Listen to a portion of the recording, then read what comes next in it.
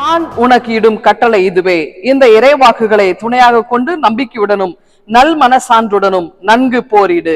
1 தீமோத்தேயு 1 அதிகாரம் 18வது வசனம். தீமோத்தேயு அவர்களுடைய திருநாளா இருக்குதுங்க. ஆண்டவர் இயேசுவினுடைய சிறந்த போர் சேவகரா இருக்கிறார்.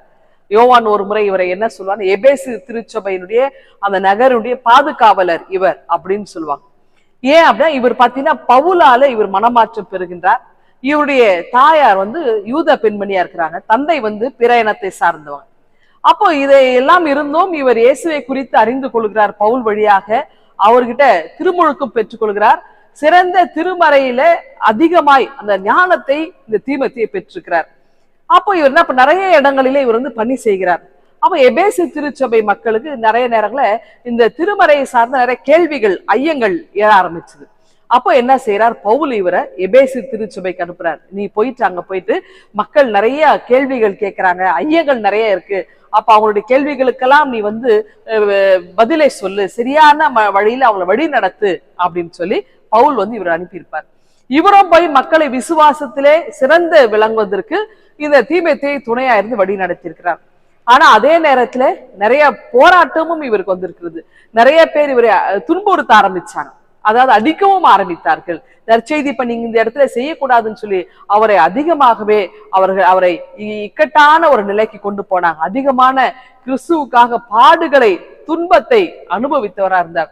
ஒரு முறை அதெல்லாம் தாங்க முடியாம இருக்கும்போது இவர் ஒரு முறை கடிதம் எழுதுறார் பவுலுக்கு, என்னால என்ன இது பண்ண முடியல, தாங்க முடியல, அந்த அளவுக்கு நான் துன்பத்தை ஏற்கிறேன் அப்படின்னு எழுதும்போது பவுல் சொல்வாரு, நீங்க கவலைப்படாதீங்க, இந்த நகரத்து நான் உன்னை ஆயராக நியமிக்கிறேன், உங்களை விரைவில் நான் பார்க்கிறேன் அப்படின்னு சொல்லி அவருக்கு ஆறுதலாக, தீமோத்தேயுக்கு ஆறுதலாக பவுல் இருந்திருக்கிறார்.